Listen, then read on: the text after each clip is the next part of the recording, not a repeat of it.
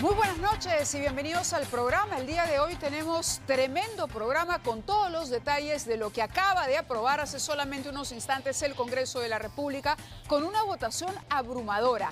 95 votos a favor. Finalmente se aprobó el retiro de 4 UITs del fondo de las AFPs. Todos aquellos que hayan aportado a la AFP y tengan todavía fondos van a poder retirar ese dinero de su fondo.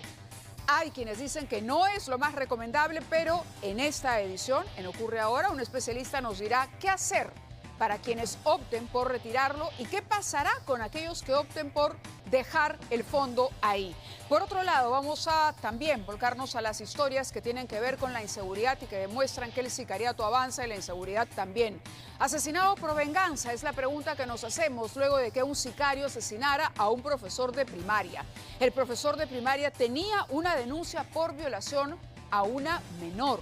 Las cámaras de seguridad cerca de donde ocurrió este asesinato captaron a una mujer encapuchada. Lo que no se sabe y lo que la policía sospecha o ha desarrollado como una hipótesis es que este podría ser un crimen por venganza. Pero además han capturado a un menor de 15 años. 15 años, repetimos, minutos después de que atacó a balazos a un restaurante turístico en el Callao. Ya les hemos presentado informes vastos sobre el sicariato de menores de edad en el Callao. Pues bien, era un extorsionador y de pronto seguramente este restaurante no cumplió con el pago, no lo hizo a tiempo o no pudo simplemente saldar el cupo y esta fue la represalia que se tomó. Ahí están las imágenes y son bastante chocantes. También, nuevamente, más información sobre el huayqui de la presidenta Dina Boluarte. Su amigo, su hermano, el señor Oscorima. Hemos descubierto que únicamente desde que inició su gestión en el gobierno regional ha estado 26 días en Ayacucho. Solo 26 en lo que va de la gestión. La pregunta es, por supuesto, ¿y quién gobierna? Mientras él está aquí en Lima, reuniéndose con ministros, comprando Rolex, en fin. Bueno, esta noche, en exclusiva, van a conocer a la mujer que gobierna Ayacucho. Su nombre es Tania Vilasosa y tiene además denuncias por nepotismo y corrupción.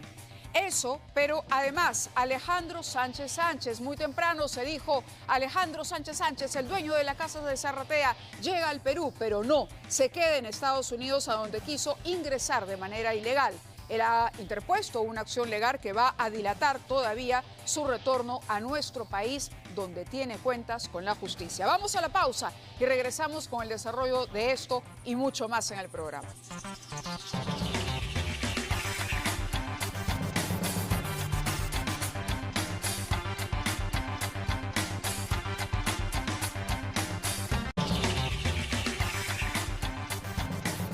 El Congreso aprobó el retiro, el 7º retiro del fondo de las AFP. Para aquellos que tengan el fondo, porque a estas alturas hay muchos que ya prácticamente lo han perdido.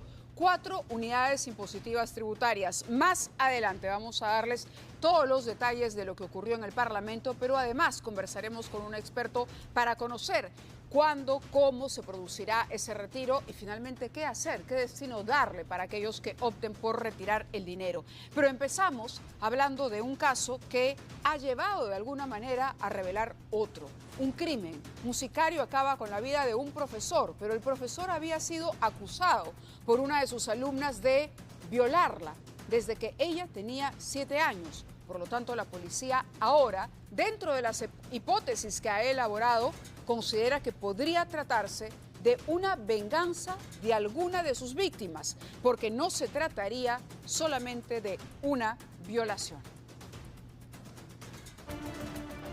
Aseguró a su víctima de 2 disparos en la cabeza. Un casi jubilado profesor, sobre el que pesa la acusación por el más bajo de los delitos. A sus 64 años, Carlos Fernando Chumacero iba rumbo a dictar clases particulares en el Callao, cuando un encapuchado acelera el paso y por la espalda le da un balazo directo a la nuca. Antes de jugar, vuelve a dispararle también en la cabeza. Concretado el crimen, una mujer aparentemente cómplice del sicario huye raudamente seguida por el pistolero. Ambos se van en la misma dirección, sin rumbo conocido. Crimen que ocurre justo días después de que una madre de familia acusara al profesor de haber abusado de su menor hija desde que tenía 7 años. Le aseguró a la policía que el asesinado docente le hizo tocamientos indebidos a la niña hasta que cumplió los 13 años. Pero lo peor habría ocurrido en ese momento, cuando ultrajó a la menor durante 2 años consecutivos. Tras la denuncia por el abuso a su alumna, una adolescente que hoy tiene 16 años, Chumacero fue separado del plantel, por lo que ahora solo daba clases particulares. En su defensa, la familia del profesor rechaza completamente tal denuncia. Mi cuñada era una persona tranquila, mano, ¿entiendes? Por calumnia te pueden meter a tabala, como se dice. Sin embargo, no se descarta que el crimen pudiera obedecer a un ajuste de cuentas. Y pagar cupos o pagar extorsiones se está convirtiendo en pan de todos los días. Vamos a presentarles una historia que tiene que ver o que tiene como protagonista a un librero. Tiene una librería, el señor es un pequeño empresario, tiene una librería, apenas 2 meses lleva abierta, seguramente pensó en aprovechar la campaña escolar, pero paga cupos de 10 soles cada día. Si sacamos la cuenta, son 300 soles más o menos al mes.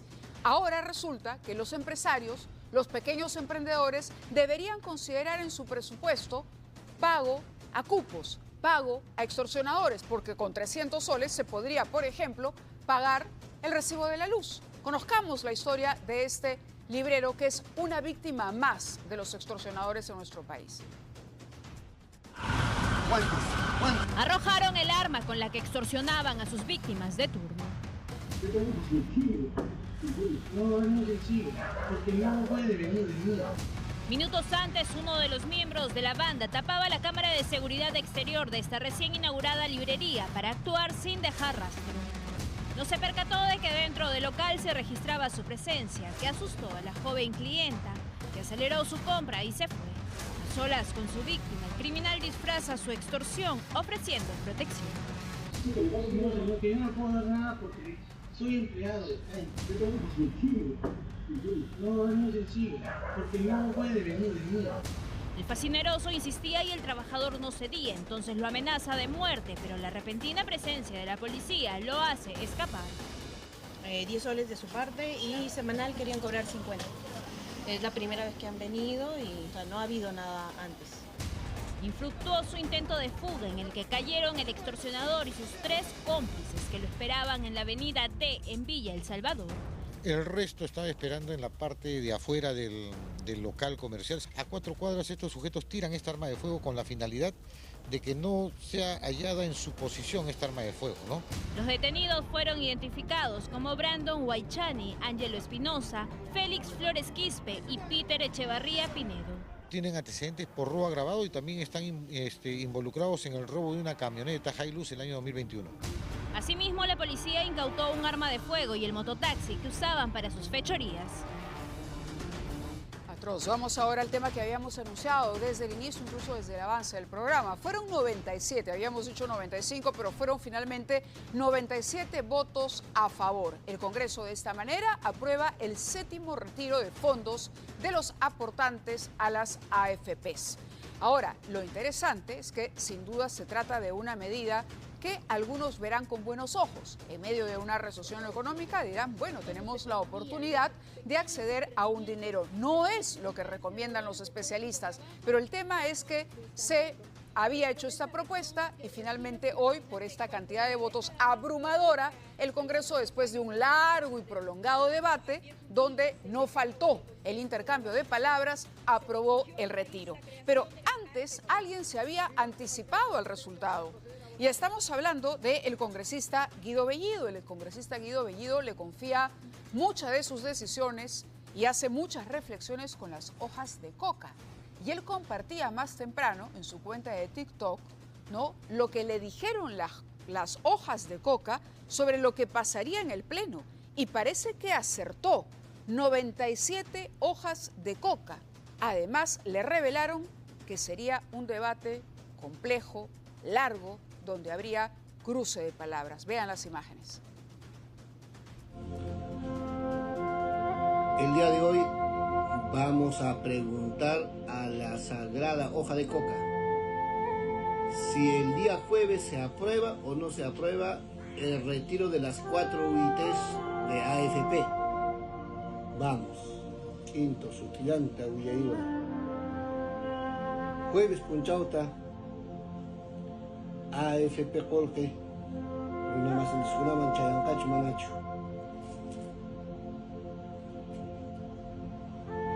Va a ser difícil, creo. A ver. Uy, sí.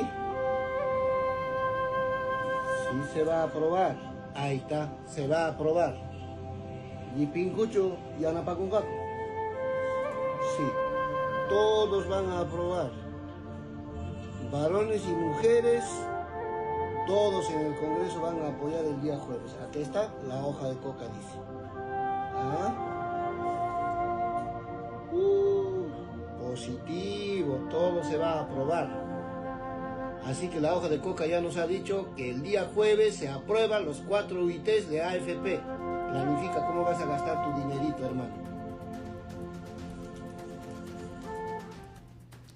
Y se aprobó.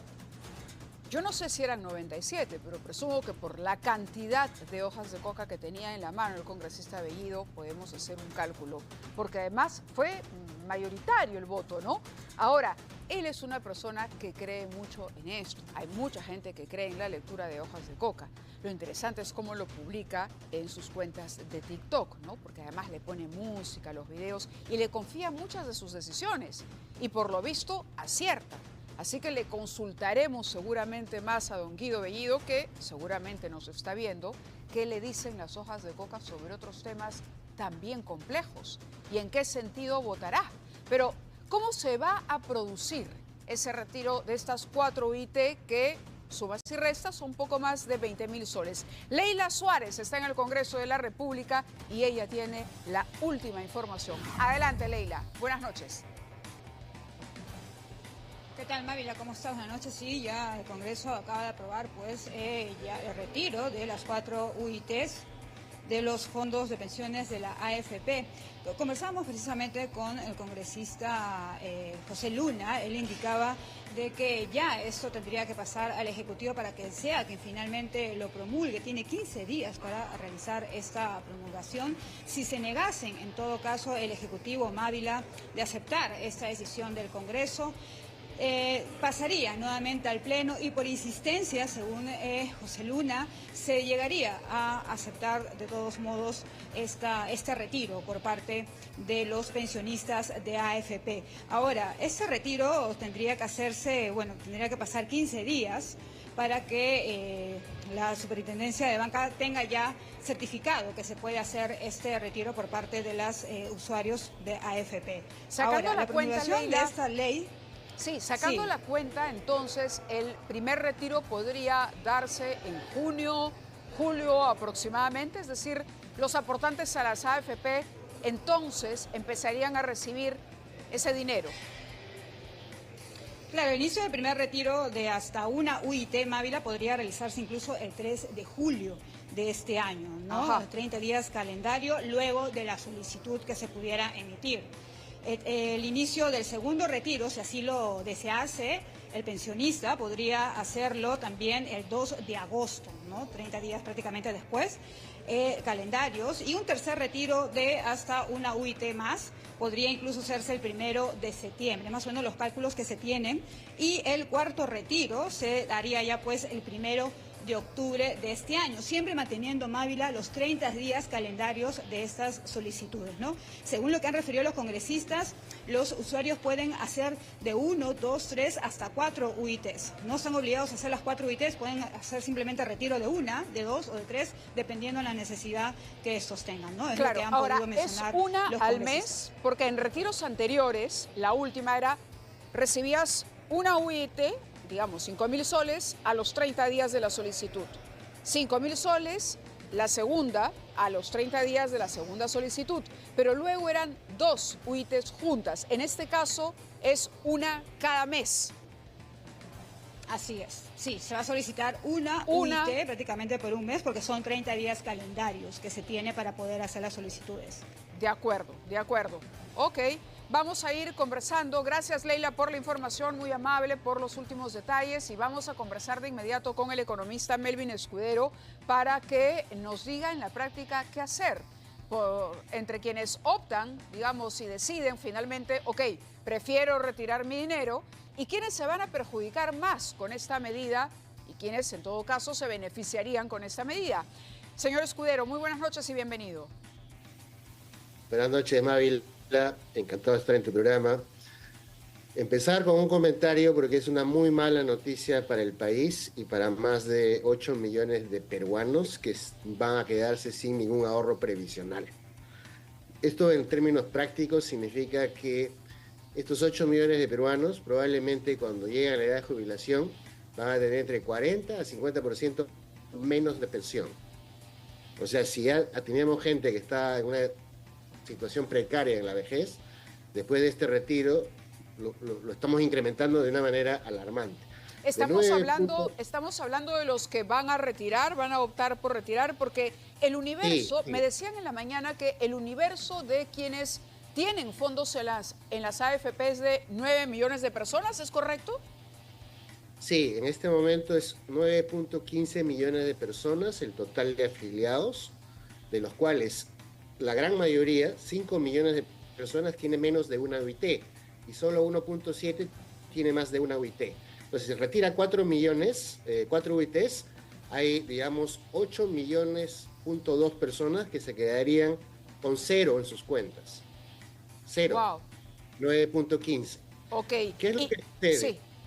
Déjame explicarlo de una manera muy sencilla porque a veces por favor.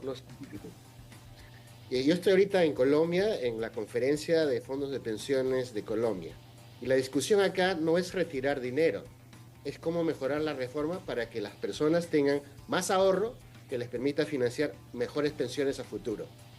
En México sucede lo mismo. En lugar de retirar dinero en México, no hubo ni un retiro, ni dos retiros, ni tres retiros, ni en Colombia. En México, en lugar de retirar dinero, el gobierno ha hecho una reforma con el sector, digamos, con el Congreso y todo, y ha llegado a la conclusión que hay que incrementar la tasa de ahorro y de contribución. Y esa tasa está pasando de 6% a 15%. Entonces uno se tiene que preguntar por qué en dos países donde hay presidentes que son socialistas, incluso de izquierda radical, como es el señor Petro y AMLO en México, están haciendo exactamente lo contrario que en Perú. ¿Qué está pasando? ¿Qué va a pasar con los que se mantengan en el sistema y no retiren el fondo? ¿También se van a ver afectados? No, ellos en realidad en largo plazo se ven beneficiados porque mantienen su ahorro. Sin embargo, ¿qué es lo que sucede? Hay un efecto directo que es dañar de manera estructural a millones de personas que no van a tener una pensión adecuada futura. Ahora, todas esas personas que tienen menos de una OIT, o sea, estamos hablando de 5 millones de personas con menos de una OIT, probablemente muchos de ellos van a ir y van a retirar alegremente el dinero y lo van a utilizar para ahorrar en otro lado o para consumo corriente. Sin embargo, los sistemas de pensiones y los sistemas previsionales son obligatorios en todas partes del mundo. En Estados Unidos, en Brasil, en la China, en Sudáfrica. No, yo acá lo entiendo, Perú, pero ¿qué le recomendaría en términos prácticos y muy sencillos a quienes han decidido que quieren utilizar ese dinero para amortizar una deuda hipotecaria, para pagar una deuda o para cubrir una deuda de pronto de cualquier tipo, con una clínica, una deuda hipotecaria, el crédito vehicular, en fin? ¿Qué recomendación le haría a usted si ya la persona ha decidido retirar el dinero? Claro, acá tiene que ver mucho con la educación financiera y la cultura que las personas van desarrollando en el tiempo. Lamentablemente, por decisiones económicas, por situación, la gente cree que el futuro siempre va a ser mejor, lo cual no necesariamente es así.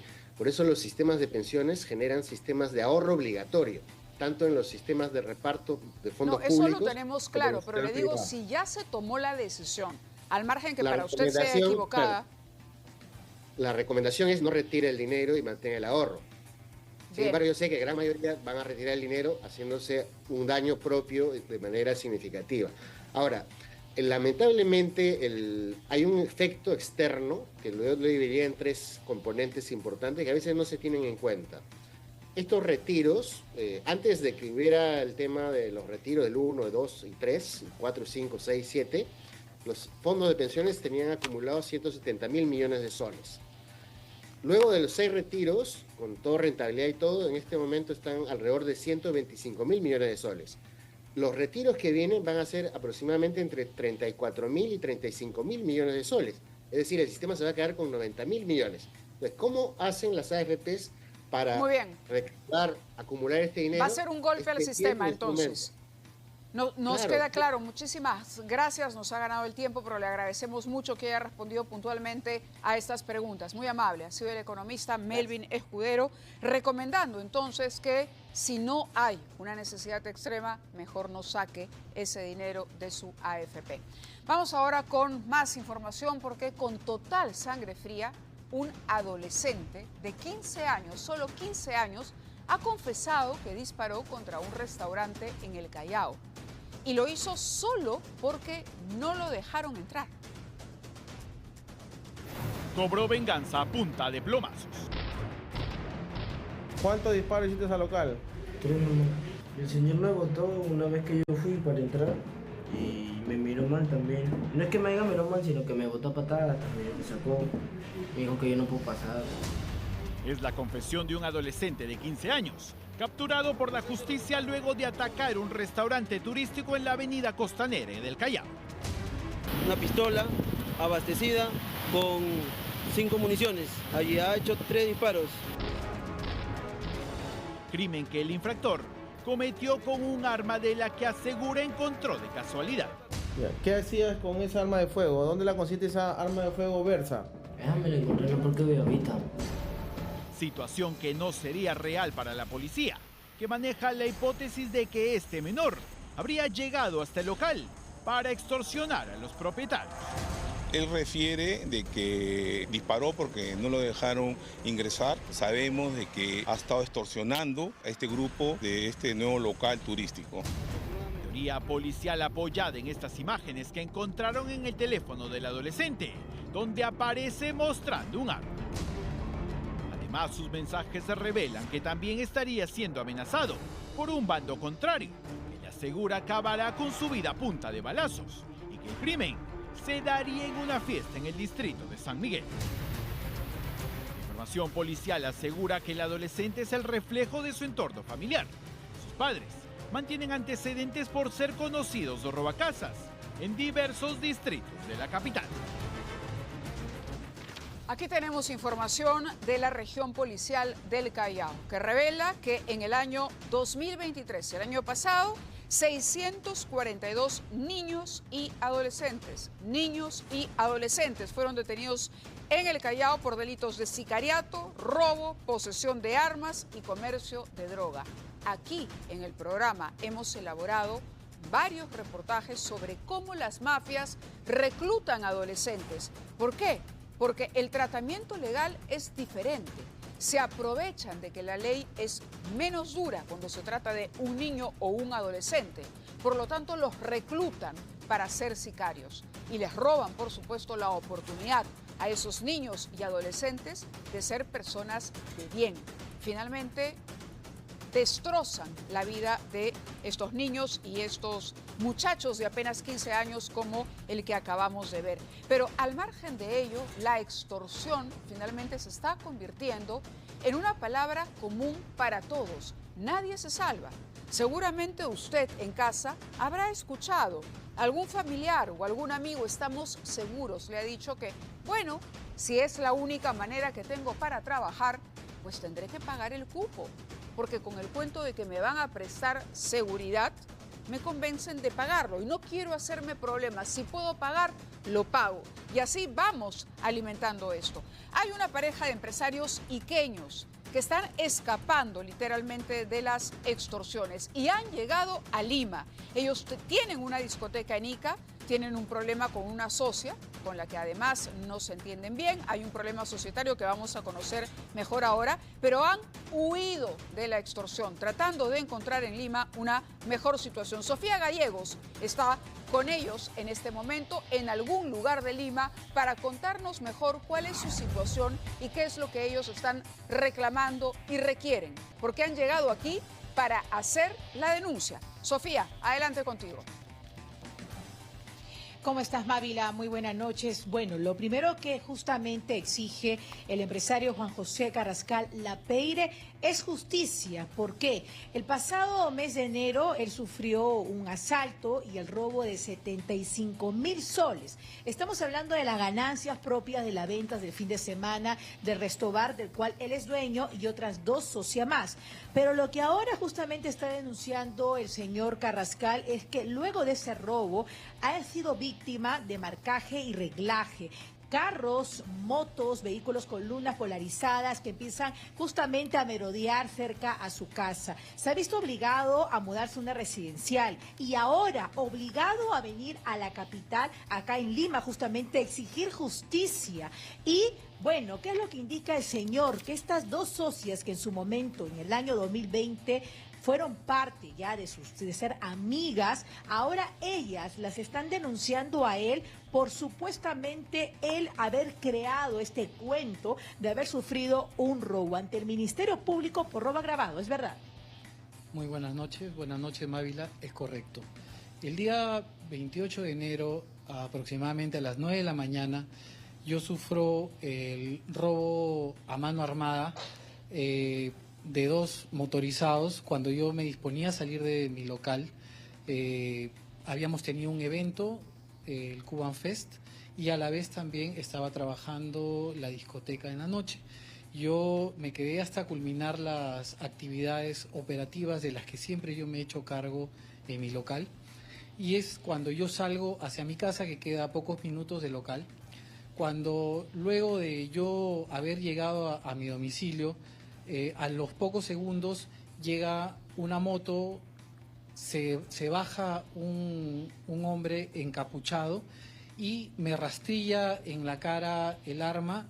Yo, pensando que me iba a disparar, yo me he tirado al suelo.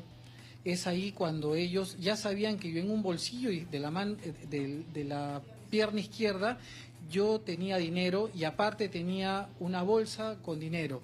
Ellos me han dicho que no me mueva, han dicho los improperios. Yo he sentido que la moto se ha retirado y es ahí cuando yo me he podido levantar. ¿Y ustedes sospechan? Todo esto ha desencadenado. Sí, Sofía. Quería hacer una pregunta, creo que me está escuchando. Quisiera decirle, sí, Juan José, de verdad toda nuestra solidaridad contigo. Decíamos que esto se está volviendo en pan de cada día, y la pregunta es, ¿tú estás seguro de que te han hecho un reglaje? Porque conocían tus hábitos, sabían perfectamente si tenías o no tenías dinero y demás.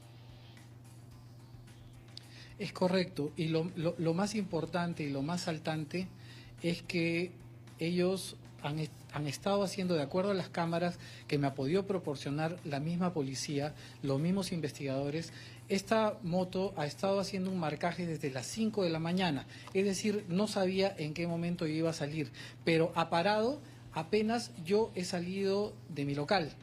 Eso quiere decir que alguien de adentro le ha dado la información.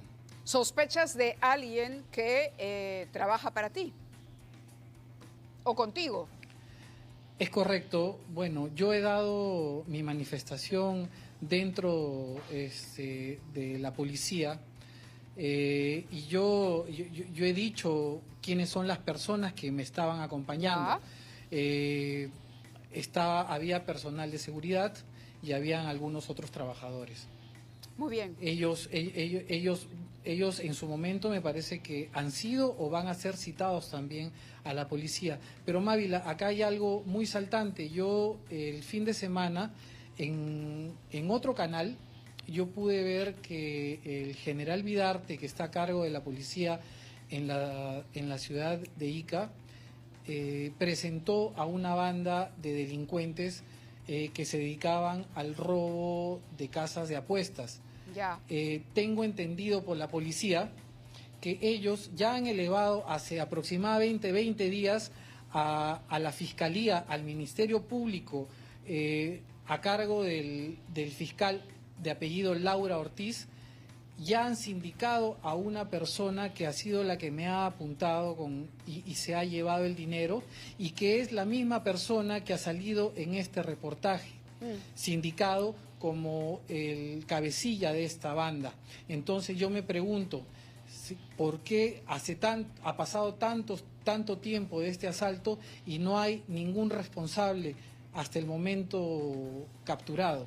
No, reiteramos nuestra solidaridad, no puede ser posible, esta pareja ha tenido que llegar a Lima para que su voz sea escuchada. La denuncia está siendo pública y la van a hacer ante la policía, y les agradecemos de verdad que hayan compartido con nosotros esta experiencia y les deseamos la mayor de las suertes y apelamos a que la policía le ponga un final a esta historia, porque no se merece gente trabajadora pasar por lo que ustedes están pasando. Muchas gracias por estar esta noche con nosotros. Muy buenas noches.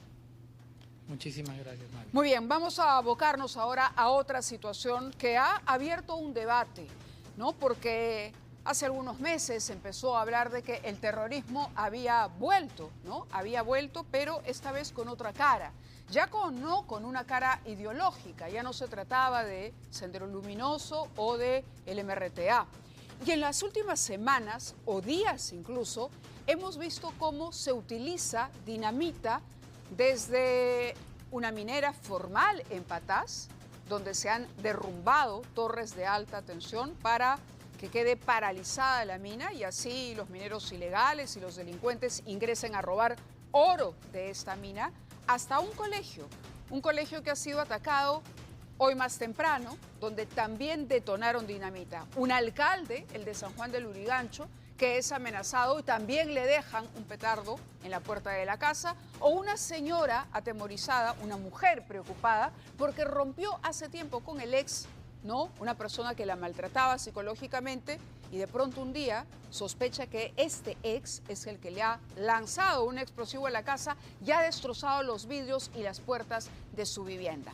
Entonces, la pregunta y el debate se abre en torno a si lo que estamos viviendo ya es una delincuencia que adoptó alguna manera de operar que ha tomado el terrorismo, y por otro lado, ¿de dónde demonios sale tanta dinamita y si es tan fácil conseguir? ¿Estamos realmente ante lo que algunos han denominado terrorismo blanco o terrorismo urbano?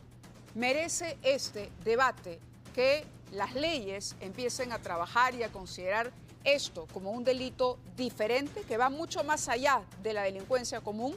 Este es el reportaje que hemos preparado sobre este tema. En una sombría calle con la luz cortada, el estruendo de un bombazo aterroriza a los vecinos de Los Olivos. Un explosivo ha destrozado la puerta del colegio Nuestra Señora de Montserrat, causando terror. A metros tenemos un grifo. Nos separan unos 5 o 6 metros justamente de este grifo que vemos aquí a las espaldas. Aquí en estos momentos lo tenemos. El nuevo ministro del Interior, Walter Ortiz, ha llegado al colegio muy temprano por la mañana del día siguiente. Los 400 alumnos del centro educativo y sus padres lo escuchan desde sus casas, aterrados. Que se sienta tranquilo porque ya estamos dictando todas las medidas para que... ¿Se va a retomar nuevamente las clases? ¿Han comentado? El policial permanente, el patrullaje. La presencia del ministro no es casualidad, evidencia que la situación se ha desbordado. ¿Qué estamos esperando? ¿Que secuestren a un congresista? ¿Que secuestren a una autoridad del Ejecutivo? ¿Estamos esperando eso? ¿O que maten más gente? Yo creo que no es justo eso. Este atentado se suma a la gran lista de atentados a colegios, bodegas, restaurantes y a personas emprendedoras que viven aterradas por las extorsiones en todo el país. Porque lo que estamos viviendo en este momento es eso, se zozobra caos en la ciudad por organizaciones criminales que se comportan como organizaciones terroristas. En Arequipa están pidiendo estado de emergencia. ¡Ayudan, ayudan! En Patás se han volado 2 torres. Están creando zozobra, alarma y temor, pero su fin es otro. Su fin es lo que buscan es lucrativo, obtener dinero. Altos rangos de la policía. General Sanabria afirma que hay terrorismo urbano en Perú. Autoridades municipales. Consejo Municipal de Lima aprobó presentar proyecto para incorporar terrorismo urbano. E incluso el Congreso ha puesto sobre la mesa la posibilidad de establecer como delito el terrorismo urbano y que sea sancionado con penas desde los 20 años hasta la cadena perpetua. Yo le aseguro que en 2 años limpiamos el país, pero hay que tener la decisión política. El reciente atentado a la minera Poderosa en Patás, Trujillo, al dinamitar 2 torres de alta tensión, también se tipificaría como terrorismo urbano, y es que la Unidad de Inteligencia Financiera ya alertó que existe una vinculación entre actos de terrorismo financiados por la minería ilegal. Estamos en un segundo paso donde ya las bandas criminales están desplazando estas bandas a los mineros ilegales y ya las bandas criminales están tomando, básicamente están siendo productoras de oro, en algunos casos específicos, no en todos evidentemente. A diario, criminales de rango medio y bajo atacan a miles de peruanos y aunque parezca una arremetida descoordinada, todo finalmente sería parte de un gran golpe de las mafias organizadas, vinculadas para hacerse de dinero fácil. Solo en Lima, La Libertad y Piura se concentra el 71% de casos de extorsión. La solución es, según el ex jefe de la Dirección contra el Terrorismo, Tircote, seguir el ejemplo de lo que hacen países como El Salvador o recientemente el vecino Ecuador. Ellos declararon 20 bandas, 20 organizaciones criminales como terroristas, porque su legislación lo permitía. Y por eso que Ecuador ya ha bajado y está contribuyendo a poner orden en su país.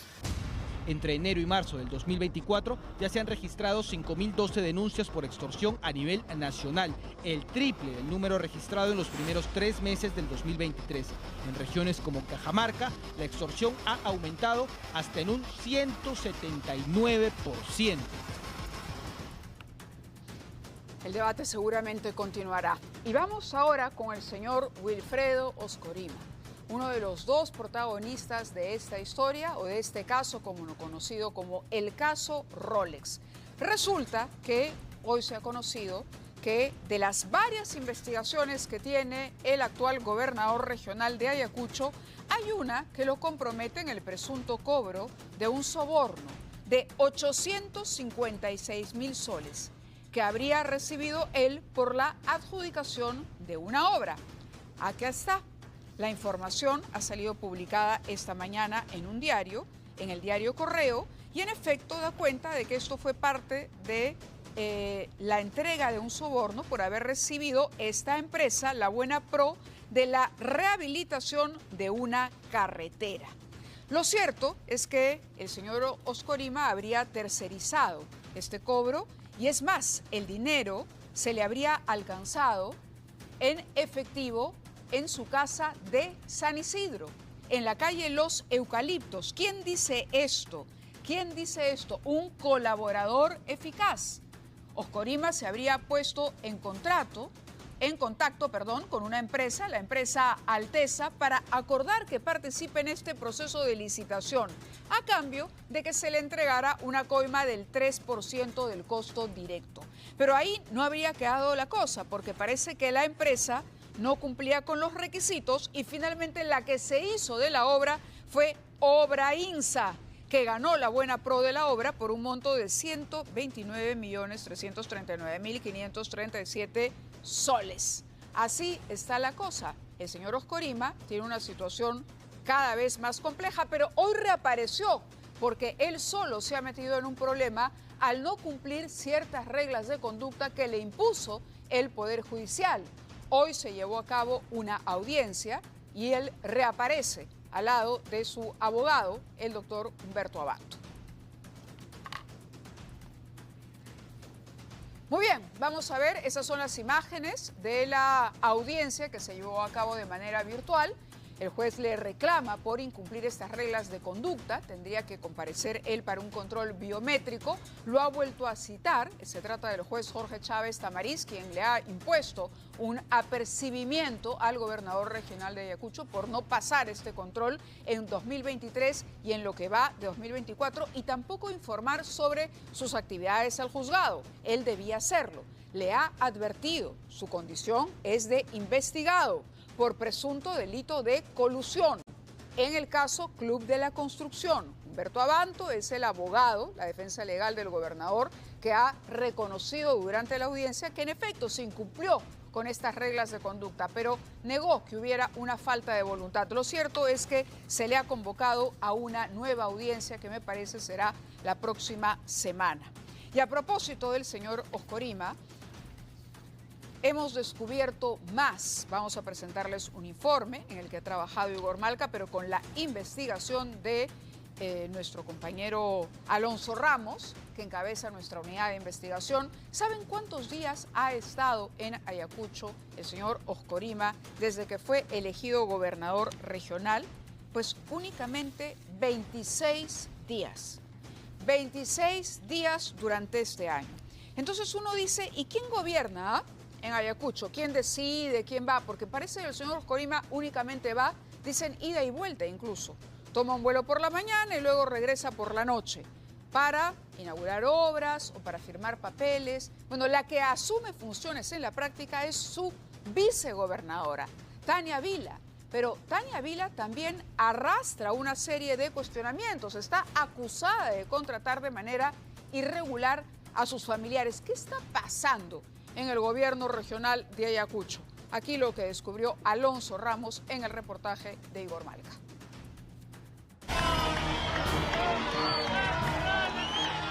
Cuando el gato se va, los ratones hacen fiesta, se dice por ahí. Y eso pasa en Ayacucho y los lugareños se están cansando.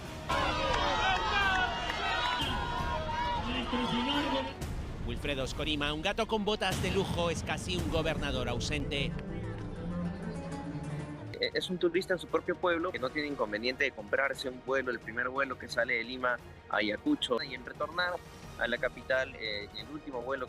Quien lo reemplaza en las actividades oficiales es casi siempre la vicegobernadora. Aquí estamos sus autoridades. Se llama Tania Vila y en ausencia de la máxima autoridad parece que lleva agua para su molino. En Ayacucho es un secreto a voces la contratación de sus familiares y allegados en el gobierno regional. Hay un caso que fue el primero, hay una oficina en Lima que le corresponde al gobierno regional, en que se descubrió, y descubrimos nosotros que una familiar suya estaba trabajando. Ocurre ahora, accedió a este documento que beneficiaría a otro familiar. Según fuente, su prima hermana, Nélida Gil Sosa, fue contratada como técnico administrativo 2 del gobierno regional en agosto del año pasado. Pero Vila no es la única funcionaria que, según parece, tiene carta libre y se manejaría en la impunidad. Este video circula por la región. Quien parece fuera de sí y empuja hacia atrás a una mujer es Eduardo Huacoto, gerente general del gobierno regional. En estado de ebriedad y muy ofuscado el gerente general, y con la mano la empuja a la señorita. Era una trabajadora del programa de irrigación del gobierno regional de Ayacucho, Frida. Oscorima y Huacoto comparten más que funciones públicas. Está siguiendo junto a Wilfredo Oscorima procesos judiciales. Está siendo investigado, que han habido sobrevaluaciones supuestamente de la ejecución de represas. Todo mientras Oscorima reside en la capital. El señor no se encuentra. ¿No está? No, no está. De hecho, el casi hermano de Dina Boluarte la ha visitado 9 veces. Ha entrado a la PCM en 28 ocasiones y 72 a diversos ministerios durante este gobierno. Pero en medio de su festín, sus subordinados se dan tiempo de sospechosos movimientos, como el sacar documentos de la sede gubernamental, precisamente antes de un allanamiento fiscal. La explicación oficial es que se hizo para hacerles copias. A ver, pongamos las imágenes de los documentos que sacaron ayer del gobierno regional, si podemos poner los folders y los archivadores. Bueno, el pretexto que han dado, porque la verdad, caramba, es imposible creer que la empresa, el consorcio que construye un hospital en Ayacucho haya pedido esta cantidad de documentos que vamos a ver en las próximas semanas. Ahí está bailando con la presidenta, este es el periodista que lo investiga en Ayacucho, pero el día de ayer dábamos cuenta, miren ustedes la cantidad de documentos. Cuando uno les pregunta, ¿y por qué sacaron todos esos documentos y los metieron a una maletera? ¿Cuál es la respuesta? Es que el consorcio, la empresa que va a construir el hospital, nos pidió el expediente técnico. Y nosotros teníamos que sacar todos estos papeles que son parte del expediente técnico para llevarlos a una fotocopiadora a sacar copia. ¿Alguien puede creer realmente que o no hay una fotocopiadora o no se puede imprimir en la sede del gobierno regional o lo que es peor, no se puede trasladar la información en una USB o en un archivo digital? La Fiscalía con razón sospecha que aquí se estaban llevando información valiosa para las investigaciones que tiene el señor Oscorima. Pero en fin, seguramente tendremos más sobre el señor Oscorima en los próximos días. Vamos ahora con Alejandro Sánchez Sánchez, porque en la mañana la policía anunciaba, muy entusiasmada, que Sánchez Sánchez, el dueño de la famosa casa de Zarratea, ahí donde se reunía Castillo también, este búnker o este despacho paralelo, llegaría finalmente a nuestro país. Sánchez Sánchez había sido detenido por las autoridades americanas porque trató de ingresar de manera ilegal a través de la frontera de México con Estados Unidos. Pero hay una orden de Interpol para su captura internacional. Por lo tanto, Estados Unidos dijo, ok, que se vaya a su país y que responda a la justicia. Pero hoy interpuso una medida cautelar, presentó un papel y finalmente ha postergado ese retorno a nuestro país. Vamos con la nota. El anuncio sobre Alejandro Sánchez llegó a todas las redacciones. La Policía Nacional, a través de la Dirección de Investigación Criminal, brindará detalles de una importante captura, se decía, y se convocaba una conferencia de prensa a cargo del director de la DIRINCRI, el general Marco Conde. Sin embargo, en estricto, el dueño de la casa del pasaje Zarratea ya lleva tiempo en manos de las autoridades estadounidenses. 45 minutos después, tal cual se anunció, se cancelaba la convocatoria, había expectativa e inquietud y desde el gobierno tampoco quedaba clara la situación. Minutos debe estar dando un comunicado que va a ser expuesto a la opinión pública. Se puso una conferencia de prensa, pero luego se ha suspendido. No, lo van a hacer. Yo acabo de hablar con el ministro y que el gobierno norteamericano haya dispuesto estas acciones como corresponde a las normas migratorias.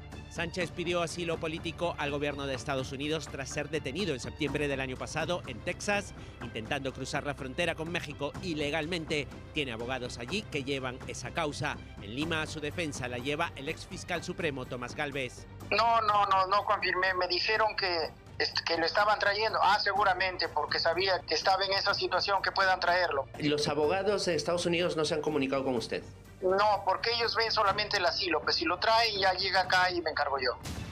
Al parecer, al negársele el asilo, iba a ser expulsado del país norteamericano. Según versiones periodísticas, era el 118 en una lista de 142 peruanos que iban a correr esa suerte. Sánchez, para evitarlo, interpuso un recurso legal.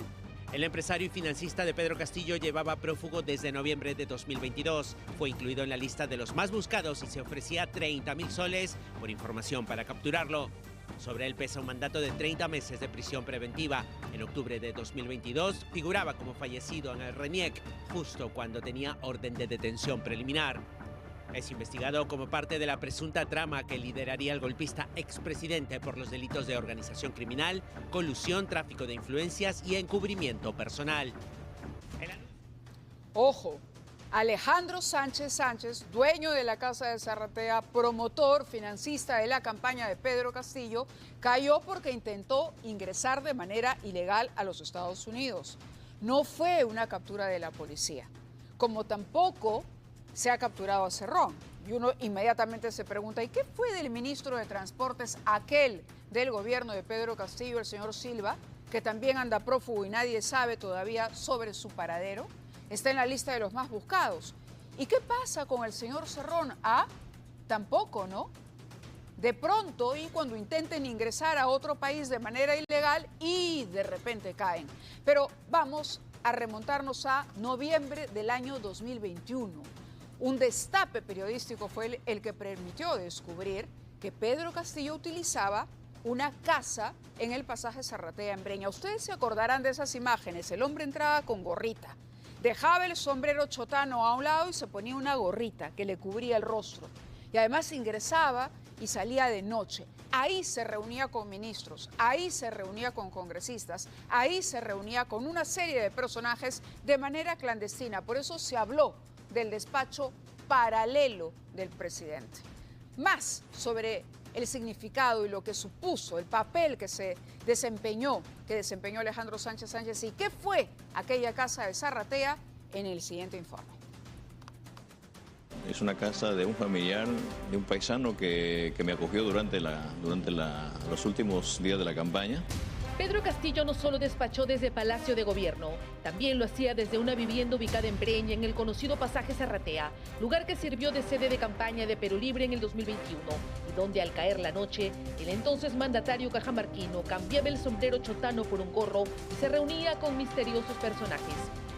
Era noviembre del 2021 y la comitiva presidencial llegaba al pasaje Zarratea, donde Castillo se reunía no solo con familiares y amigos, sino también con ministros, congresistas, exfuncionarios o empresarios, con los que, según tesis fiscal, se tejían diversos actos de corrupción, visitas que no tenían registros como si se trataran de reuniones clandestinas. Como era de esperarse, Castillo Terrones negaba todo, diciendo que acudía a Zarratea porque le gustaba la sazón de la madre del dueño y que jamás usó las instalaciones para despachar. Pero acá debo dejar claro de que jamás he trasladado el despacho presidencial a Zarratea. Pero el Ministerio Público logró recopilar evidencias que demostrarían que en Zarratea 179 se traficaban influencias, se acordaban licitaciones y se negociaban puestos públicos, iniciándose así la investigación del caso Asesores en la Sombra. Un personaje clave fue Karelyn López. La lobista confirmaba ante el Congreso que en Zarratea el vacado presidente manejaba los hilos de una organización junto al exministro de Transportes Juan Silva, en colaboración con sus sobrinísimos. Y el señor no tenía las agallas de salir a decir la verdad, de quién él le quedaba las órdenes, de quién se favorecía con las grandes y tamañas comisiones.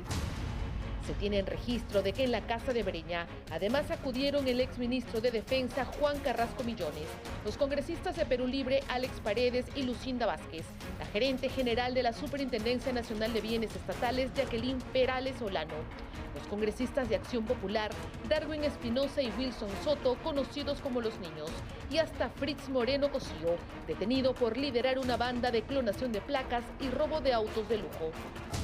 Es por ello que en enero del 2023, la Fiscalía realizó un allanamiento en la vivienda del pasaje Zarratea, propiedad de Alejandro Sánchez Sánchez, recogiendo todo tipo de pruebas que demostrarían que este inmueble de 5 pisos funcionaba como una especie de búnker presidencial.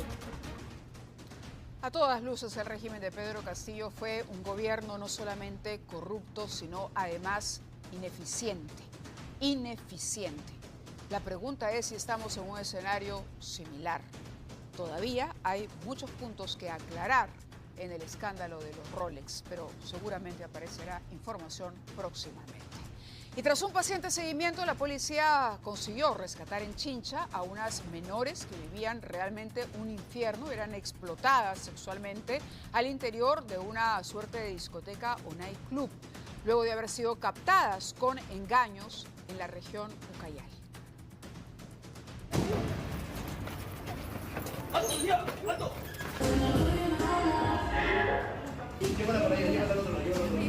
¿Qué edad tienes?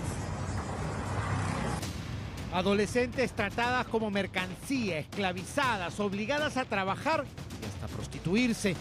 Desaparecieron en Atalaya y fueron finalmente halladas por la policía en Chincha.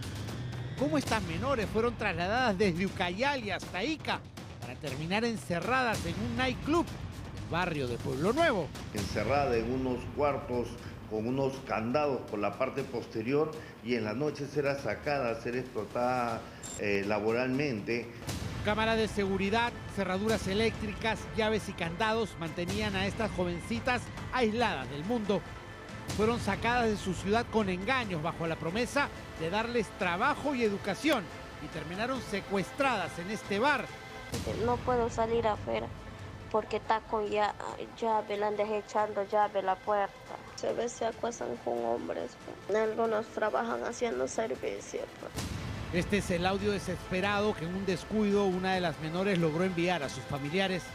A través de este chat logró establecerse dónde estaban ubicadas las niñas, pues su familia no sabía nada de ellas. Hecha la denuncia ante la policía especializada en la trata de personas, el operativo de búsqueda se inició. Los detectives de la policía lograron establecer que en este antro chinchano en la zona de Pueblo Nuevo se tenían retenidas las 2 niñas, además de otras mujeres. Tanto los agentes de la División contra la Trata de Personas como los de la comisaría de Chincha Acompañados por las cámaras de la unidad de investigación de ATV, lograron establecer que este local nocturno era regentado por una mujer y su hija. Entonces, solo había que esperar el momento indicado para el rescate.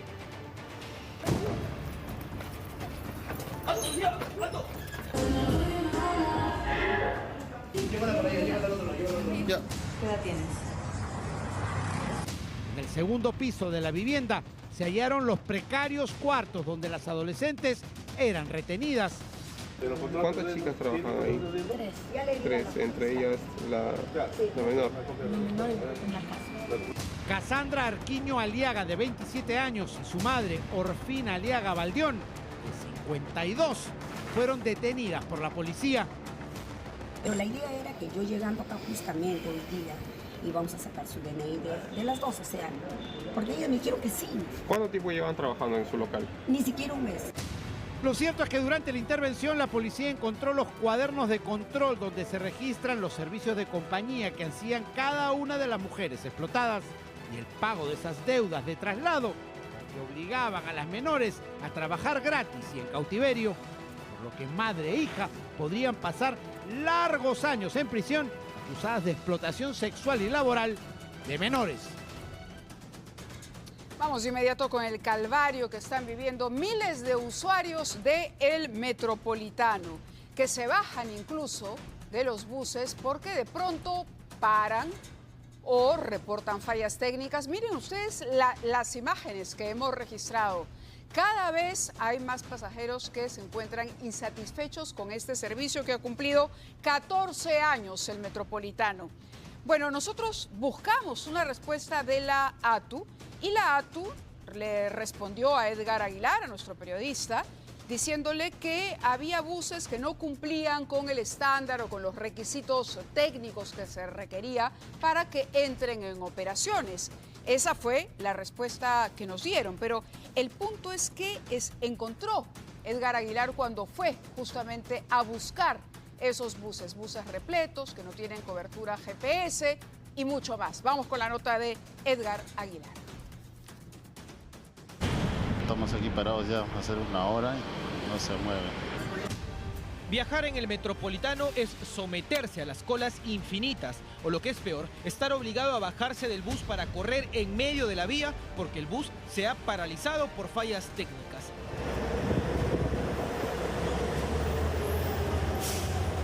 Ante el caos desatado en los últimos días, ATU le responde a los peruanos diciendo que implementa acciones inmediatas para optimizar el servicio del Metropolitano. Sin embargo, Ocurre Ahora ha logrado identificar varios buses que estarían circulando sin reportar la ubicación GPS. Nuestro viaje podría ser ahora un arriesgado periplo a ciegas, sin monitoreo. Este es el monitor ubicado a la derecha de cada conductor. Observe el mensaje: sin cobertura GPRS en esta área. El video es registrado en Chorrillos, aunque al pasar por San Isidro y el Cercado de Lima, el mensaje continúa ahí. En otros buses, ese mismo monitor ni siquiera funciona. Ahora, el GPS del Metropolitano no solamente informa la velocidad de los vehículos, sino informa otros reportes más. Y si el bus no reporta con el GPS, es sumamente grave. Dentro de los buses articulados a los que subimos, ya ni siquiera funcionan los paneles LED que proyectan la próxima parada, y aquella voz que alerta del paradero no suena más. Por otro lado, las máquinas para recarga de tarjeta o están malogradas o no reconocen las monedas. Se pierde tiempo para recargar y encima tiene su truco: empujar con fuerza para que la máquina no regrese las monedas.